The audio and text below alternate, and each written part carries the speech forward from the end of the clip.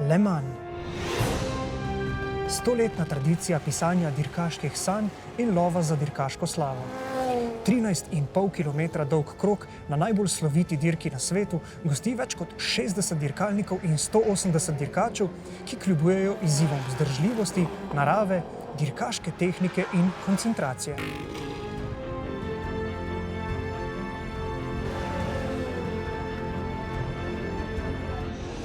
In na ta fascinanten krog naj vas ponese kar legendarni Goodyearjev blimp.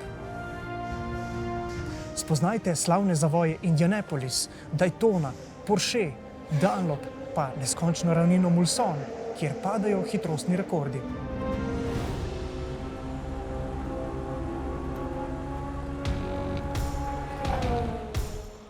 S samote in višine blimpa pa se preselimo na čvrst asfalt. Le Mans je namreč praznik športa, praznik avtomobilizma, praznik tehnike in praznik navijaštva. In letos ta slovita dirka praznuje stoletnico svoje prve izvedbe, ki je potekala leta 1923. Zato so letos tukaj zbrani prav vsi, ki v svetu avtomobilizma nekaj pomenijo. Pravzaprav bi ta 100. obletnica zelo težko prišla bolj ob pravem času. Po nekaj letih tekmovalnega, lahko bi rekli kar zatišja, je namreč na štartu kar 16 dirkalnikov najvišjega, torej najbolj zmogljivega hypercar razreda.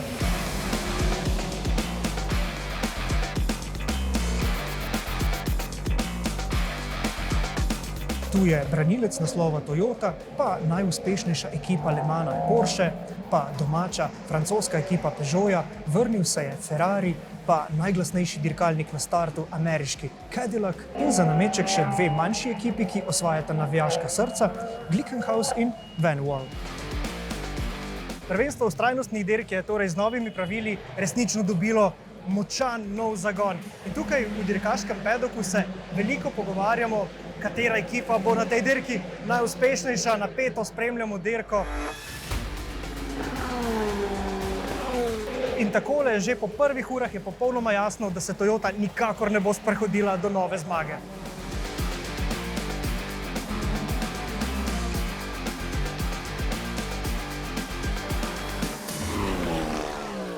Prepričan sem, da je med vami veliko odličnih poznavalcev dirk Formule 1. No, na dirki Formule 1 se ugasnejo tiste značilne rdeče luči, potem pa si ne upamo niti trzniti z očesom, ko se dirkalniki poženejo v prve zavoje in se začnejo boriti za pozicije. No, pri vztrajnostnih dirkah pa je nekoliko drugače. Vztrajnostne dirke so namreč moštveni šport. Tu ne gre le za tisto neposredno surovo hitrost dirkača, ampak za sposobnost v pravem trenutku narediti, kar je v tistem trenutku najbolj smiselno.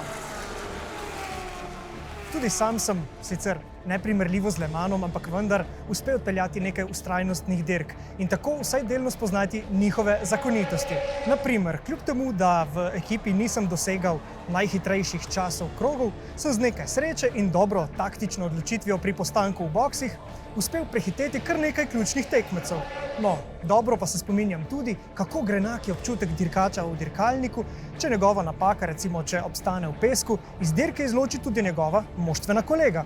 Ampak zakaj bi o doživljanju 24-urne dirke razlagal jaz, ko pa lahko o tem spregovori kar šampion slavnega imena, šampion Le Mansa David Brabham.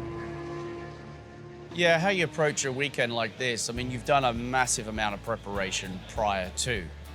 So it really is just getting your mind into the race. And you don't want to put too much pressure on yourself, because as soon as you do that, you start to think about making mistakes. So you've got to have a very strong mind to go, no, don't think about that. Just think about the job, what you've got to do. And the more Le Mans you do, the better you get at it. The first time you do it, you're nervous, you're anxious, and you're more worried about making mistakes. There is quite a difference between, being in a Grand Prix car and, it's all about you, it's all about that ultimate performance. And it's quite a selfish environment as well. Sports car racing is very different. You're not just yourself, you're working with other teammates, you're working in much more of a team environment. There are other cars, the communication's much more collaborative. But as a driver, you've got to be able to not make mistakes in a 24-hour race.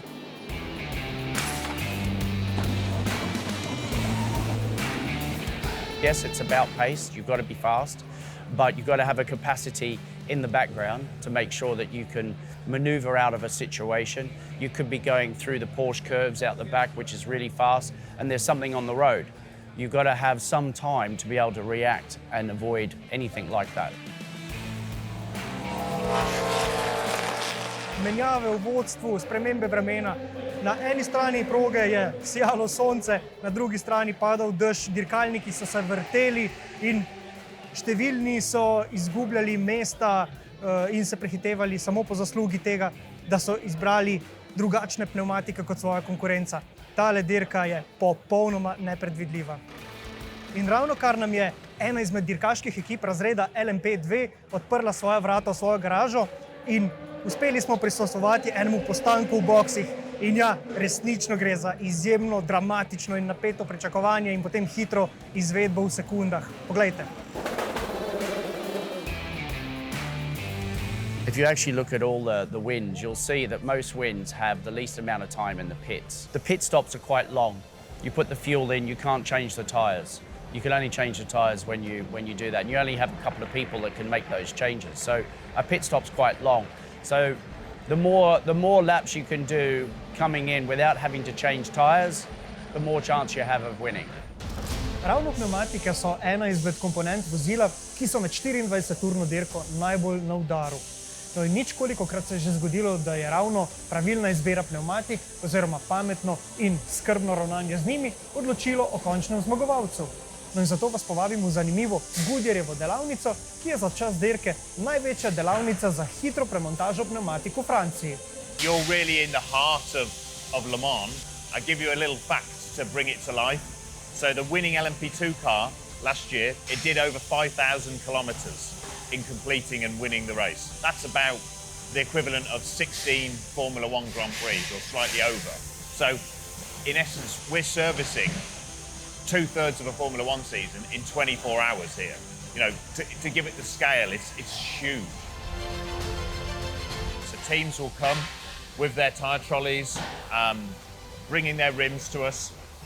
We'll fit the tyres, do all of the necessary scanning of the RFID codes, do all of the correct preparation with the tyre in terms of fitting to the rim, inflation. Those then get delivered to the teams and they take it back to their pit box ready for final checks and fitting to the cars. Overall, we've brought about 4,500 tyres to this event.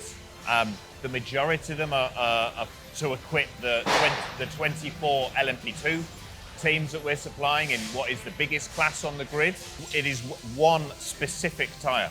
So the same compound, same construction is used at every single race throughout the World Endurance Championship season. It's going to perform in the heat of the day in Le Mans here, that could be 40 degrees track temperature plus. It's going to be performing in the night at Le Mans, in the cooler conditions. It's a fantastic technological achievement to go to one tyre that can basically be ready for anything. I mean, it really is part of a tyre development roadmap, targeted about performance, about sustainability. We've been reducing the number of tyre specifications that we use. Vztrajnostne dirke torej niso le dvourni rock koncert, ampak pravi dirkaški festival. Večdnevni dirkaški in navijaški festival. In na tem festivalu so za obiskovalce izjemno atraktivne tudi zakulisne zgodbe. In eno, ki je mene povsem prevzela, predstavljajo parade in razstave legendarnih dirkalnikov.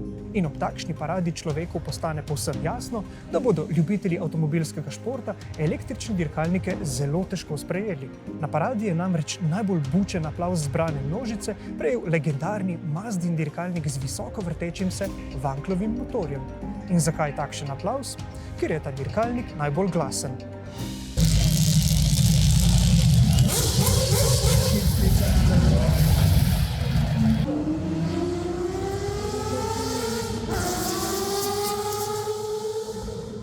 In ko smo ravno pri glasnih dirkalnikih, poslušajte še tega, ki ravno kar rohni na drugi strani glavne tribune. Ne, to ni takšen klasičen Chevy Monte Carlo, ampak Camaro, dirkalnik nove generacije iz serije NASCAR, ki je k nam prišel iz Amerike. Ko zarohni 8-valjnik tega dirkalnika, se ob dirkališču dobesedno tresejo tla. Ta dirkalnik, ki so ga na dirko v Le Mans pripeljali v čast njene stoletnice, nastopa v tako imenovanem eksperimentalnem oziroma inovativnem razredu. In zato zanj ne veljajo tako stroge omejitve kot za ostale. No in ko sem šefu te dirkaške ekipe zastavil vprašanje "How big is the engine?", mi je odgovoril samo yes. It's loud because it's a standard block American V8 muscle and power, and you need the noise.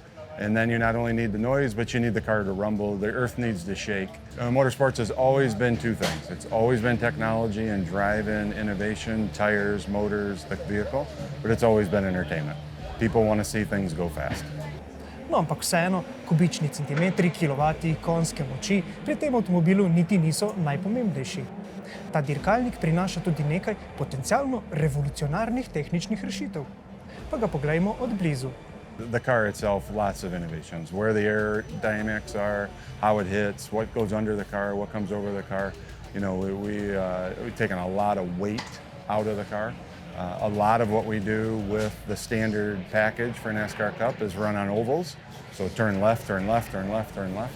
We actually build that into the car and lean it left as well as the tires. The left side tire is actually smaller than the right side tire. We've done 7,500 physical miles testing, and that's allowed us to design and develop tires specific to the 24-hour race and then specific to the vehicles. The most important innovation was a TPMS sensor that is cured into the tire. There's no battery. It receives its energy from radio frequency and RF system that then gives us back temperature and pressure real time, so we can sit in the pits. But the big thing is that it's cured into the tire. So traditionally, it's on the wheel, but this one itself is then inside of the tires. So that's different, that's unique, that's innovative for Goodyear as well as for the tire industry as a whole relative to motorsports. It's been a lot of challenges when you take that battery off. How do you charge it? Get the information to the car, into the computer, and then get it off of the car. But yeah, you should be able to translate it, just like a lot of things, track to street, street to track, and making sure everything then translates. No, zvok dirkalnikov je resnično tisto, kar dviga kocine. In ja, ker je moj hotel tako blizu dirkališča, sem vseeno nameraval izpustiti kakšno nočno uro dirke in si malo odpočiti. Pa ni šlo. Rohnenje dirkalnikov z ciljne ravnine in po nasprotni ravnini Bolson je absolutno preveč glasno, pa tudi vabljivo, in tako sem skupaj z mehaniki in najbolj zagretimi navijači prebedel noč.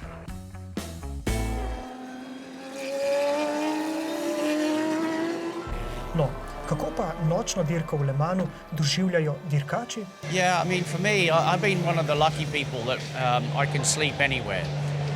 So I would use that to my advantage during the Le Mans 24 hours. So I was able to go, you know, I'd get out of the car, I'd have a shower, I'd freshen up, go and have something to eat, and just switch off. There's nothing you can do. Somebody else is in the car's running. You just got to sort yourself out. Meditation is a good way of doing it because your brain is really active and you just got to slow it all down. And when I do that, I end up going to sleep. And I found that actually it was better to have about a half an hour of sleep in between stints, not longer, not shorter. That was enough for me to keep me going, keep me alert. If I had more sleep, I was more tired and it was harder to get awake. Ko se je noč prevesila v jutro, je bila dirka daleč od odločene. Do takrat so se ekipe menjale v vodstvu. Nekaj časa je vodil Porsche, nekaj časa Peugeot, a bolj ko se je dogajanje približevalo karierasti zastavici, je bilo jasno, da se bosta za zmago tokrat udarila dva. Toyota in Ferrari. Milijoni gledalcev po svetu so uživali v prehitevanjih, kot da bi šlo za sprintersko preizkušnjo in ne za 24-urni maraton. Vse dokler vsem skupaj ni zastal dih. Toyotinemu dirkaču so v vodstvu moštva zaukazali popoln napad, a ta se je naposled končal z napako.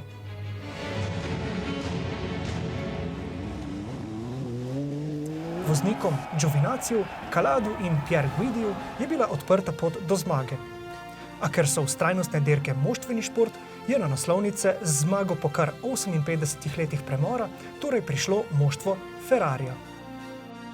There's a driver to finally win the big prize for sports car racing, which is the Le Mans 24 Hours. It's like a big tick in the box. You know, I finally got there, finally won it. But it's not just you either. You've won it with your teammates, you've won it with your team, and your family who've supported you all the way through. So it's not just my victory, it's our victory.